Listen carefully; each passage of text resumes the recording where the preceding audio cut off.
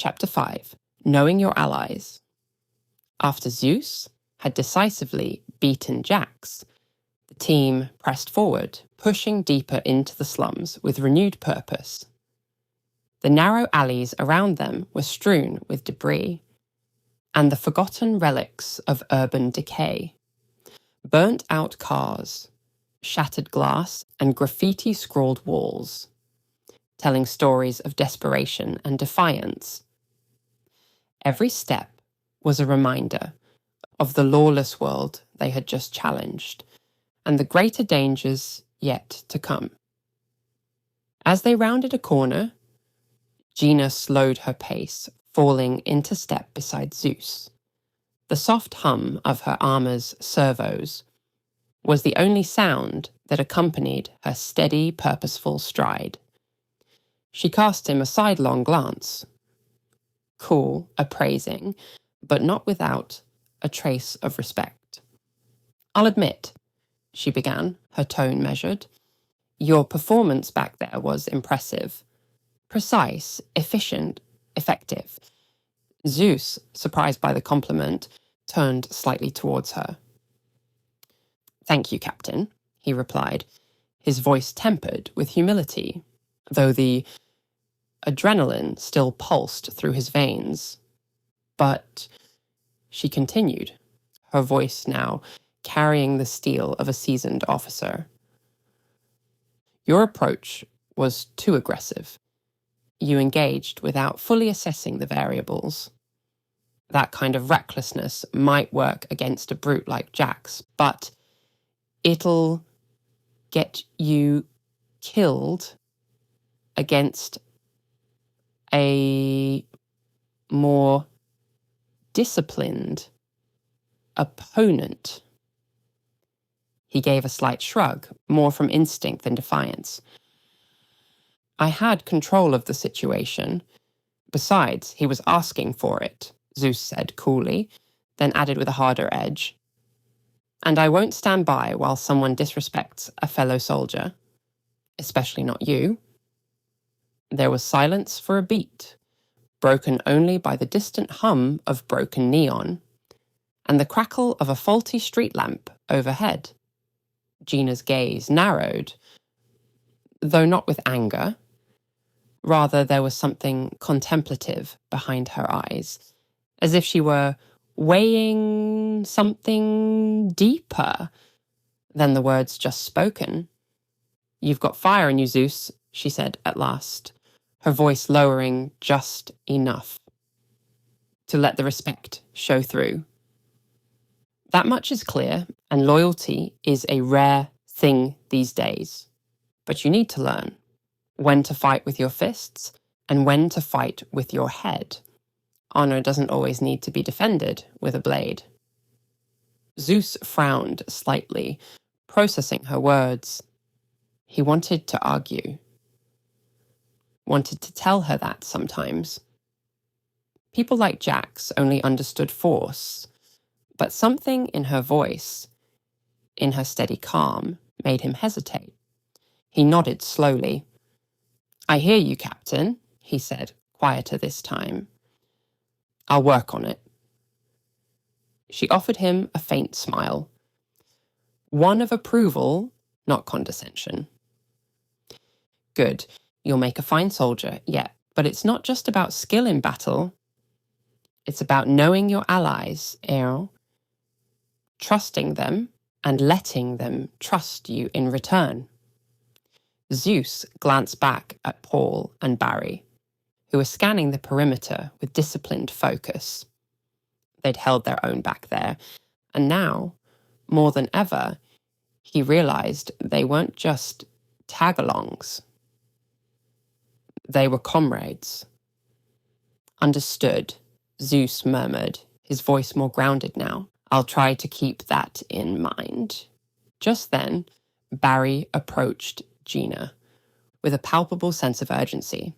The pale glow of his wrist-mounted PDA cut through the dim light, casting flickers of blue against his face.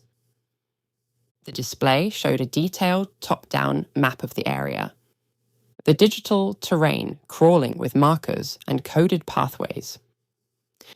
"Captain," he said, tapping the screen to highlight a nearby location. "We're close to the tower blocks, just beyond the next corner." Gina leaned over, her sharp eyes scanning the map briefly. "Good work," she replied briskly, her tone shifting into full command mode. She took a measured glance at her team, her gaze sweeping across each of them with military precision. "All right, listen up. Our objective is the top floor. Elevators are out, no surprise there. So we're climbing. I'll take point. Zeus, you're behind me. Barry, middle. Paul, you're on rear guard. Watch our six and be ready for anything. If we're followed, I want to know before they make their move." "Understood, Captain," Paul said, nodding firmly. He adjusted his stance and tightened his grip on his rifle, a flicker of anticipation crossing his face. He fell into position at the rear, his posture already shifting into defensive alertness. As they rounded the corner, the atmosphere grew thicker, heavier, like walking into a storm that had yet to break. The surrounding silence was unnatural. Too quiet, like the air itself was holding its breath. Gina raised her hand, silently signaling for caution. The tower blocks emerged from the gloom, like forgotten relics of a lost age. Great skeletal husks of concrete and steel silhouetted against the fractured skyline. Once proud symbols of urban ambition, they now stood broken and hollowed out, their facades marred by bullet holes, weather damage, and layers of graffiti that screamed rebellion and despair in equal measure. "Eyes up," Gina murmured, sweeping her gaze along the rooftops and windows. "We don't know who might be watching or what." Gina and her team arrived at the base of the derelict tower block. Once a thriving residential complex, in the heart of Canary Wharf, decades ago it had been a symbol of modern affluence, its polished lobby and panoramic views, attracting the city's elite. Now it stood as a bleak monolith of decay and despair, repurposed by necessity into a haven for squatters, addicts, and the forgotten dregs of society. The main entrance, once sleek and inviting, with revolving glass doors, had long since succumbed to neglect. The doors were gone, torn from their fittings, leaving only gaping holes that opened into shadow. Graffiti marked the weather-worn facade, some crude, others strangely artistic, all loud in their rebellion.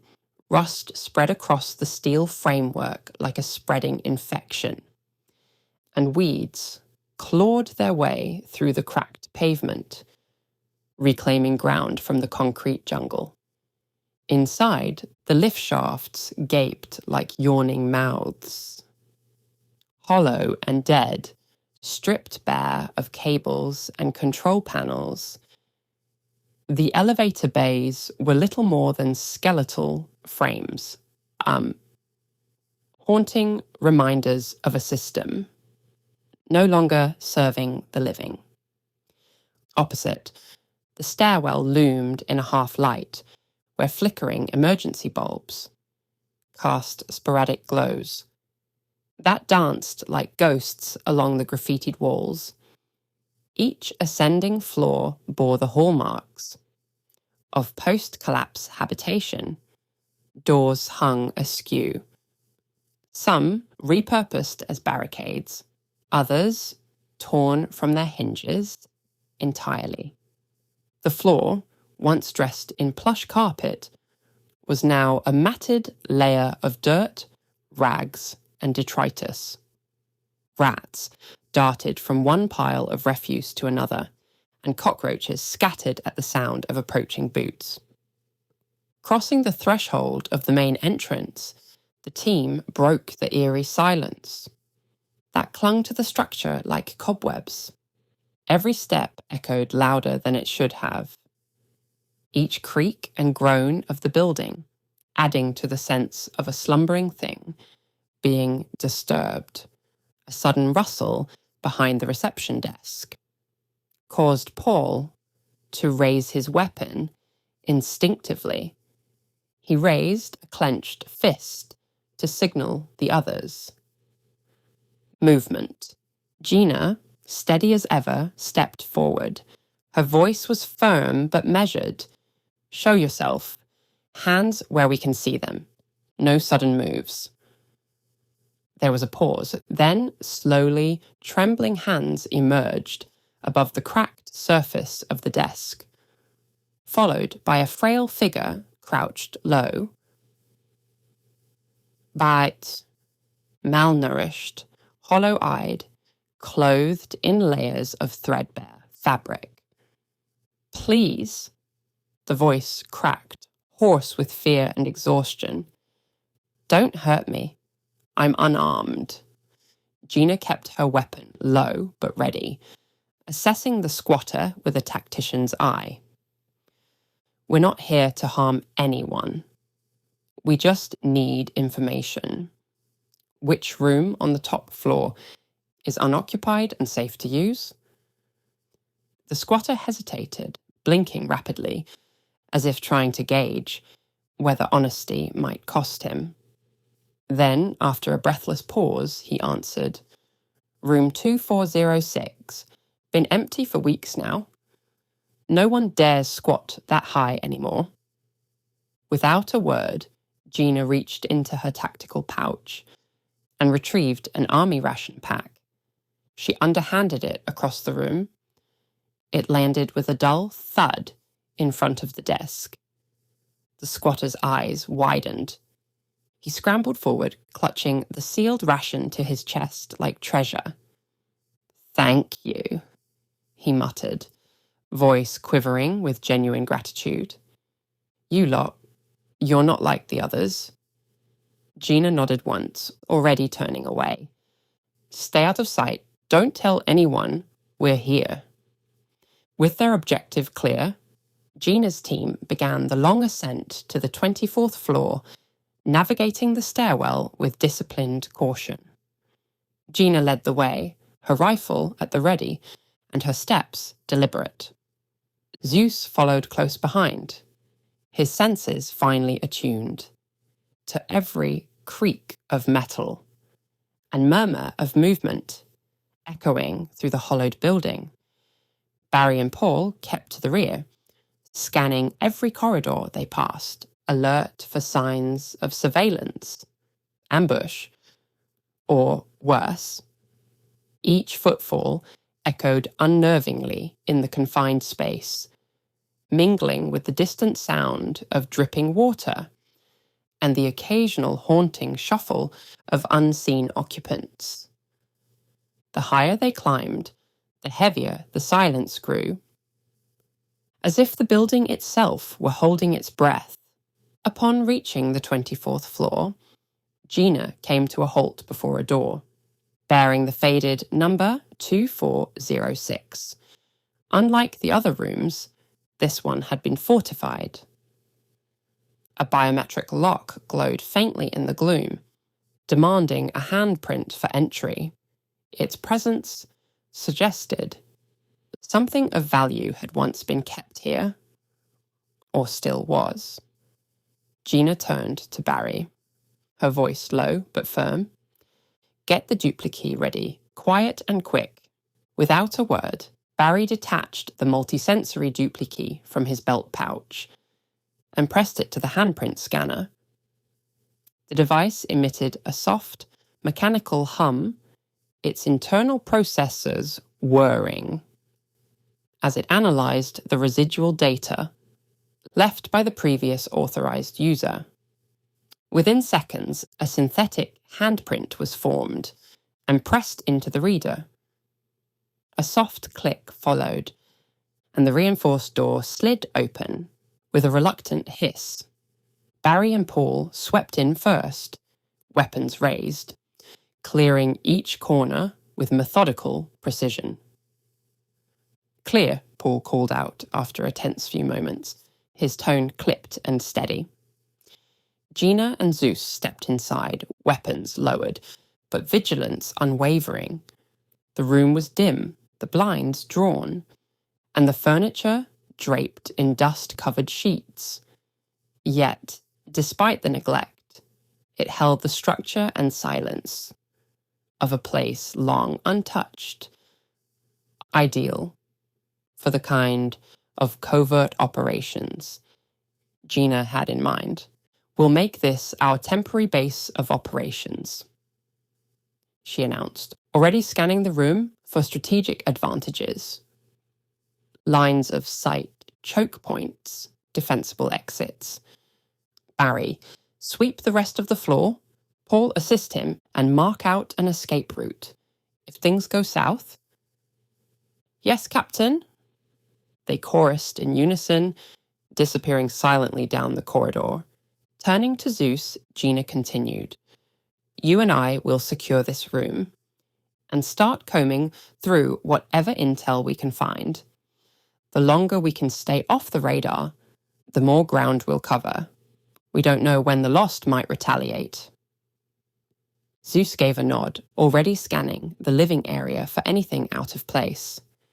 Dust clung to every surface, but here and there were signs of past activity: a cracked data pad lying in a corner, half-used ration packs beneath a couch, and burn marks near the window ledge, likely from old signal flares or jerry-rigged transmitters.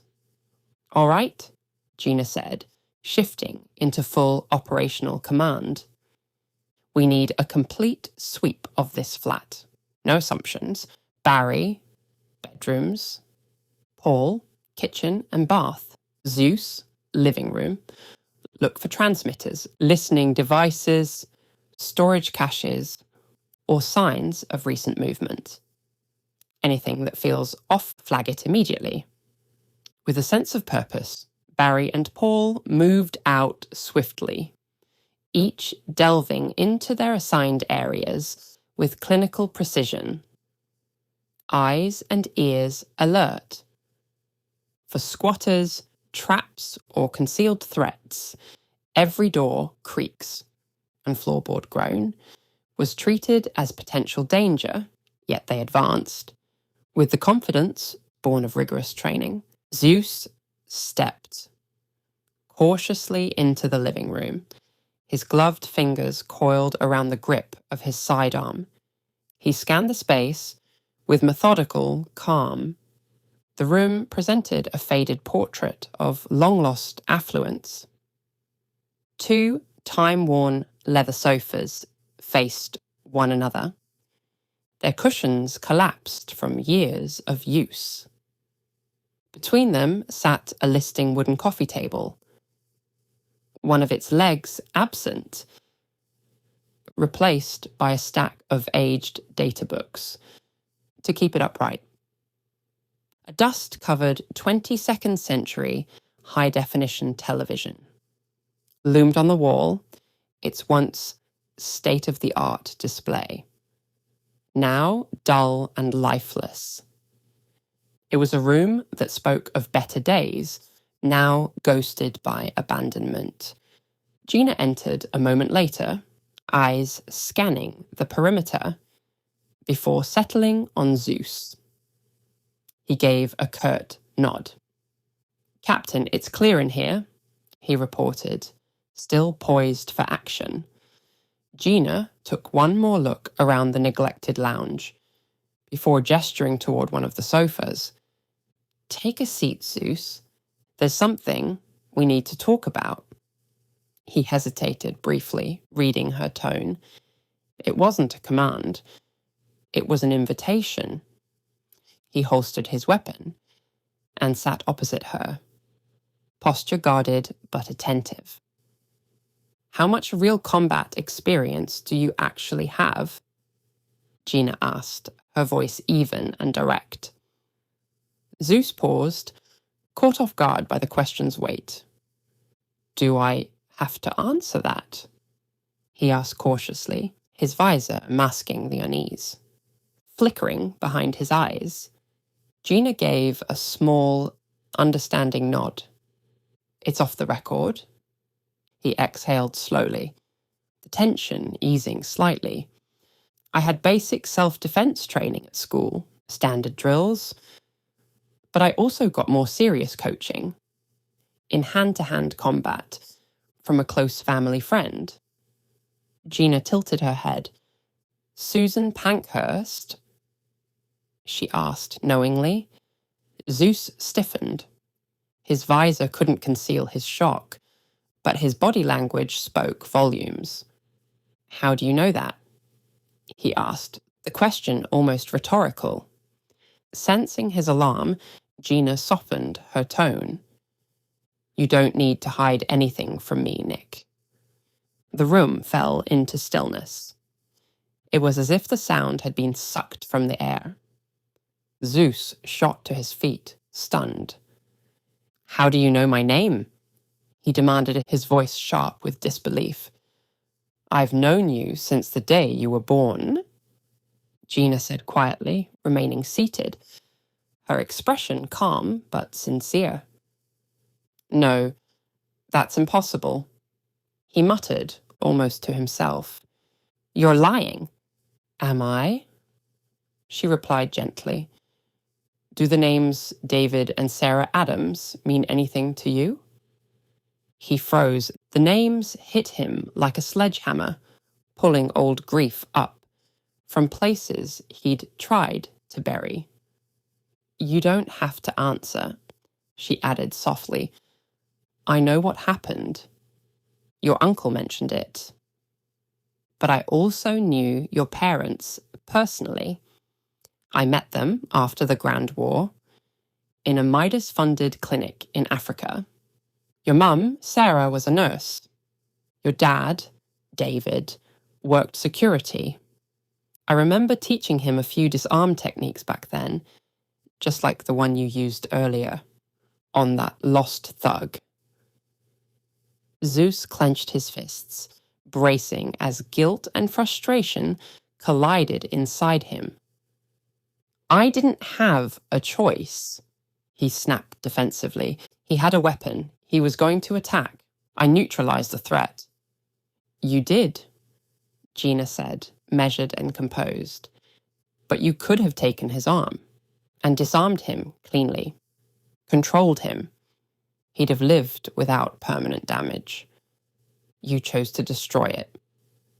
Removing her helmet, Gina revealed her face to Zeus for the first time. The harsh lighting of the ruined flat caught the sharp contours of her features, defined not by vanity, but by life lived at the edge. Her brown hair was pulled into a no-nonsense ponytail, streaked only slightly with grey. A scar ran just beneath her left eye. A permanent reminder of battles survived rather than won. Yet, for all the wear etched into her skin, there was something undeniably striking about her. An aura of command forged through hardship and resolve. Zeus, still standing rigid, blinked behind his visor.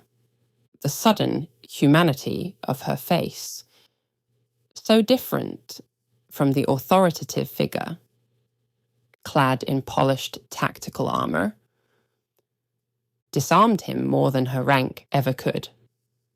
Nick, she said softly, her voice now devoid of the clipped precision of command.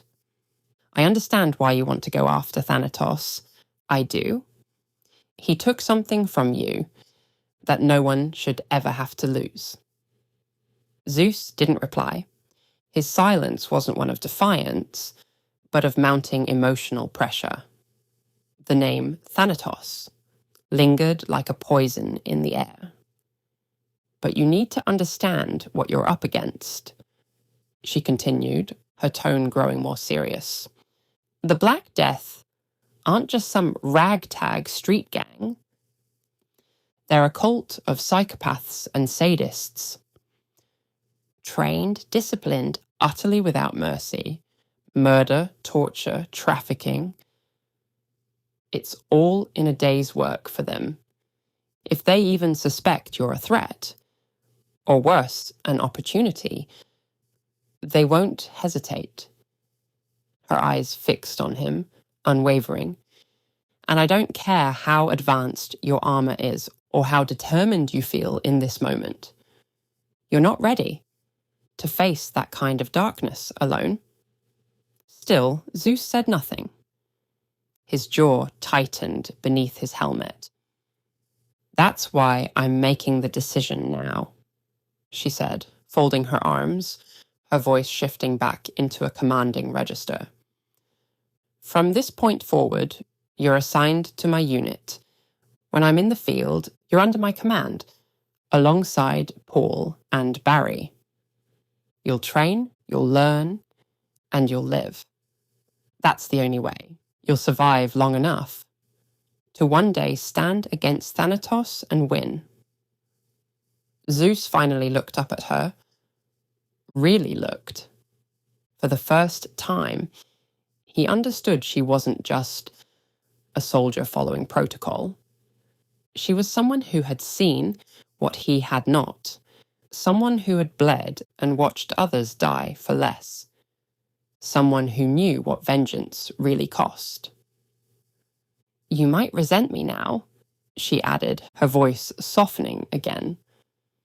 But someday, Nick, you'll realize I'm doing this for you, not to you. Paul and Barry returned to the living room, their footsteps purposeful, though tinged with fatigue from the search. Captain, Barry began, stepping forward. The bedrooms are clear. The kids' room was empty. Just a broken bed frame and a few faded toys scattered in the corner. In what I assume was the parents' room, there's a single mattress on the floor, clearly stolen, and a painting of a beach still hanging on the wall. Odd it survived untouched. Gina gave a curt nod. Understood. Good work, Barry. Paul? Paul stepped up, his expression serious. Kitchen was a dead zone. Nothing edible, nothing usable. Just some half-empty cleaning bottles under the sink. The bathroom's in worse shape. A shattered toilet, cracked tub, and a crusted tube of expired toothpaste. That's it. Gina exhaled sharply through her nose. Not surprised, but disappointed nonetheless. So it's shelter, not safety, she muttered under her breath, then straightened. With a smooth motion, she slid her helmet back on. The hiss of sealed hydraulics, snapping her back into command mode. Check your gear, she ordered, her tone crisp and authoritative. No slip-ups, no second chances once we're in motion. Crossing the room, she reached for her binoculars. Sleek, high-spec, military grade, with integrated thermal and night vision overlays. She approached the grime-smeared window and raised them to her eyes, scanning the decaying skyline. I want a clear picture of what we're walking into. If there's trouble out there, I want to see it. Before it sees us. Yes, ma'am, Paul and Barry replied in unison, already shifting into action. Paul slung his rucksack onto the battered dining table. With a heavy thud, the table groaned beneath the weight, its uneven legs wobbling precariously. Still, it held. Working in tandem, the brothers unzipped the bag and began laying out their gear. With the efficiency of seasoned operators, ammunition clips, compact shock batons, smoke pellets, flash goggles, portable medkits, and a deployable microdrone. each piece checked, tested, and set aside in order of tactical priority. "So, how do you two know Gina?" Zeus asked, breaking the tense silence that hung in the room like static. The brothers exchanged a knowing glance. "Shall I tell him, or do you want to?" Paul asked, eyebrow raised. "I've got it," Barry replied, setting down a magazine he'd just finished inspecting. "You carry on checking the gear?" Paul gave a nod and resumed his work. Barry turned his attention to Zeus, his tone shifting to something more personal. "It was 2 years ago. The Black Death attacked Cardiff, our home, the Welsh capital. Me, Paul, our dad, and our granddad were at the Wales Millennium Centre when the bastards struck. Chaos erupted. We tried to run before the building came down around us. But we weren't quick enough." He paused, the memory clearly weighing on him. "Somehow, Paul and I managed to survive the collapse, but our dad and granddad didn't. We were pinned beneath the rubble for hours. Eventually, we heard shouting, people digging. Gina was leading the rescue team. She got us out. Later, when we visited her in hospital to say thank you, Paul asked if we could join the fight against the Black Death." Zeus listened intently, his posture relaxing slightly. "She didn't say yes right away," Barry continued. "We were the only two who made it out of that building. She was cautious. Understandably so, but I guess she saw something in us." "Is the Imperial Army even allowed to recruit people under 18? Zeus frowned. Paul gave a snort, but didn't look up. As if the Emperor would ever let us join his army. Not after... "Let me finish," Barry interrupted quickly, cutting a glance at his brother. He turned back to Zeus. "We're not with the regular forces. We're Spartans." "Spartans?" Zeus blinked. "As in ancient Greece, the ones who never surrendered?" Barry nodded. "The same, or rather the ones who carried that spirit forward. People think they vanished after Thermopylae, but they've been fighting in the shadows ever since. Showing up in every major conflict where freedom was under threat. They don't work for governments. They fight for people, for the right to live free and without fear." He leaned forward slightly, his voice lowering. "Every time someone tried to silence the innocent, dictators, extremists, corrupt regimes, the Spartans were there. That's why you don't hear about groups like Antifa, the IRA, the Taliban, or the Proud Boys anymore." Zeus tilted his head, puzzled. The names were foreign to him, erased from history books and buried by time. Barry smirked faintly. "Exactly." "But why join so young?" Zeus asked, genuinely curious. "Surely you had other options." "No one's forced to join," Barry explained. "We had the choice to walk away, live normal lives." "But let's be honest. What kind of future does a kid have in this world right now? We chose this path because we wanted to. Because the war won't win itself." He glanced towards Gina, still standing at the window, scanning the skyline through her binoculars. "And it looks like Gina's recruited you, Nick. You'll be learning from the best." "How do you know my name?" Zeus blinked in surprise. Barry smirked, the barest edge of arrogance in his tone. "I was eavesdropping. You're not the only one with good hearing. Turns out you're not so different from the rest of us." "Cut him some slack," Paul interjected, looking up from the table. Gina wasn't exactly thrilled with us when we signed on either, but we earned her trust. 2 years of VR simulations, combat drills, and fieldwork. Barry gave a shrug, but didn't back down. Maybe. But this mission's too important to gamble on someone still learning the ropes. Zeus narrowed his eyes. You think I'll mess it up? That's exactly what I'm worried about, Barry said, meeting his gaze evenly. Paul zipped the kit bag shut. Zeus looked at him. What specifically are we carrying? Paul rattled off the contents like a checklist. 3 frag grenades, 2 flashbangs, 3 smoke bombs, and a set of EMP-tipped rounds. Each of us has a grappling wrist gun, snake cam, and door breach charges, plus medkits, ration packs, and 1 drone. Apollo, the team's AI assistant, chimed in through Zeus's comms, his voice crisp and calm. Sir, I recommend equipping the grappling device. Attach it to your left wrist. I'll integrate it with the suit immediately. Zeus retrieved the compact gadget from the table and locked it into place over his bracer.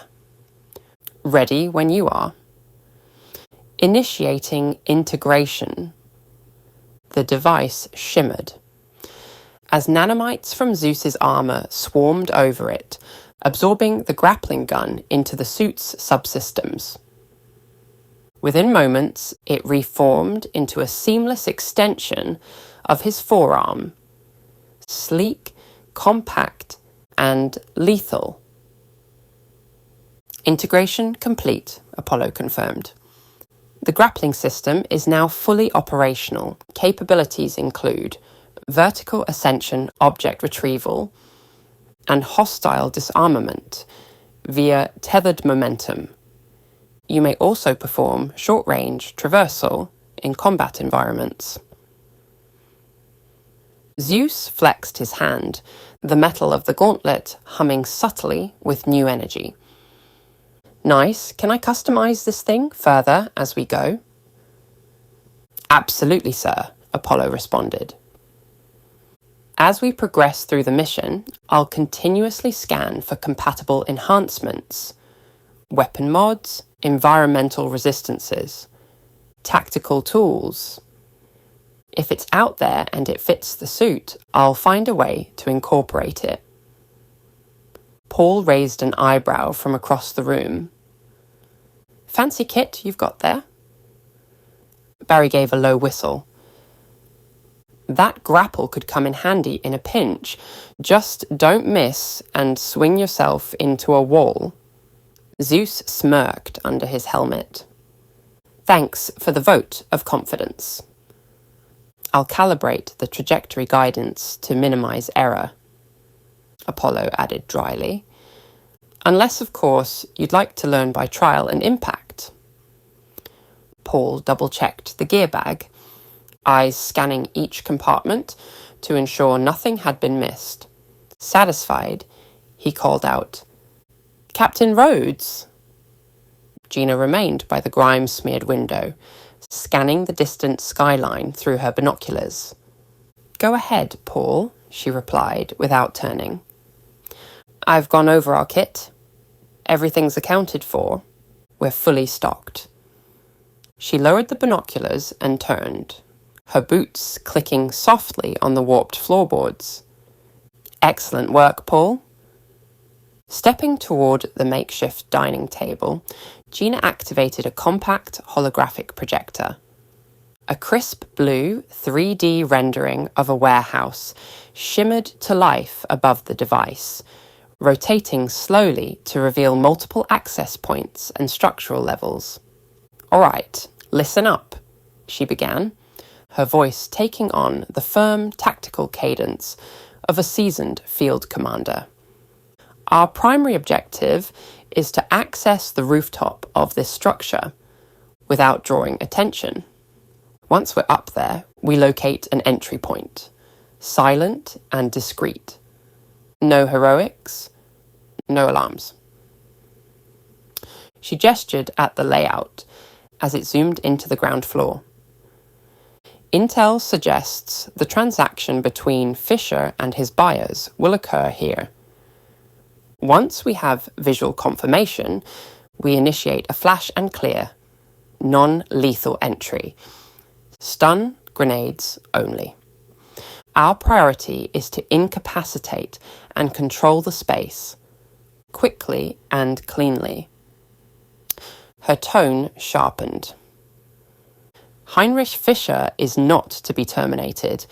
He's a high-value target, with intel that could lead us to the Black Death's wider network. If he dies, that trail goes cold. Gina paused, scanning the faces of her team. All weapons are to be set to stun. Am I clear? Zeus raised a hand slightly. Captain, what if Fisher runs? Gina gave a curt nod. Good question. If he attempts to escape, I'll trigger a protocol alert to all local checkpoints. He won't get far, but we don't take chances. Jeg er saying to Soy, if you've got a shot to bring him down non-lethally, take it. She tapped the edge of the table, and the hologram faded out with a soft pulse. Right then, gear up. The team sprang into motion, securing shock batons, EMP rounds, flashbangs, and grapplers onto their belts and vests. Final checks were made with silent precision. Once fully outfitted, they filed out of the flat, in formation, grim and ready, into the ashen corridors of the tower block, headed toward the warehouse and the mission ahead.